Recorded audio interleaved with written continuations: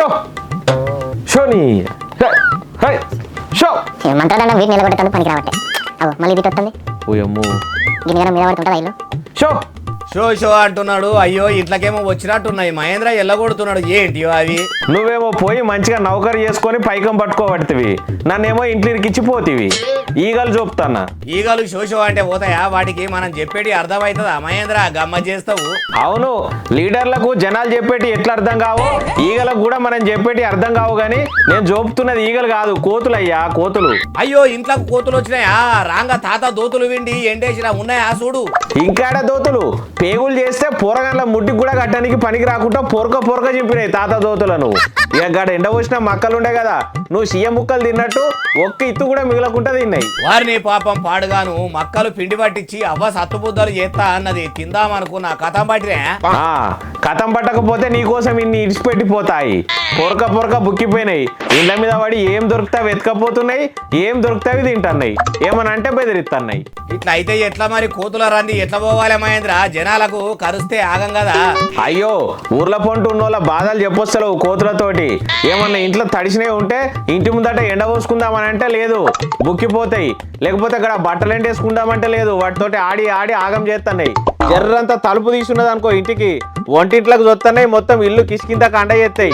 అన్ని వంటిల్లు సగబెట్టి మనిషిని కదా మొత్తం తీసిపోయి చూసినట్టు చూస్తున్నాయి. ఇక ఇంట్లకు ఒకటి రెండు వస్తే ఎల్లగొట్టవచ్చు.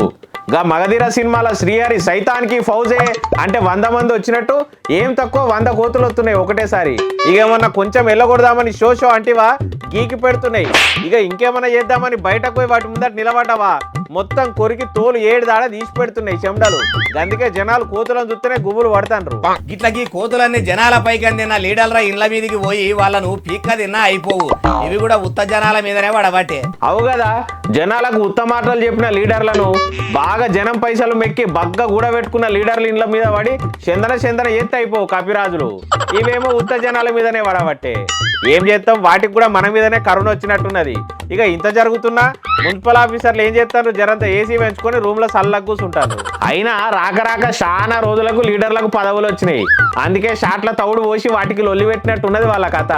ఇక వాళ్ళ లొల్లి వాళ్ళకే ఉన్నది, కుర్చీ కొట్లాటలు. ఇక జనాలను పట్టించుకుంటారా?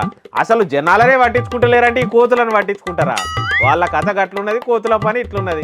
అవును, కేసీఆర్ సర్కార్ ఉన్నప్పుడు వానలు వాపసు రావాలి, కోతులు వాపసు పోవాలని జరంత ప్రయత్నం చేసిండ్రు.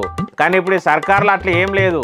అయినా కోతులను కూడా అనేది ఏమున్నా చెప్పు, వాటి అడవులన్నీ నరకబడుతుంది, చెట్లన్నీ నరకబడుతుంది, వాటి జాగాలు ఇండ్లు కట్టబడుతుంది.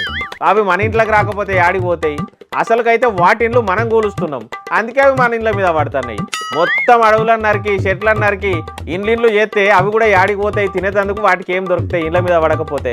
జనాలది కూడా ఇంత తప్పున్నది కదా బాలన్న.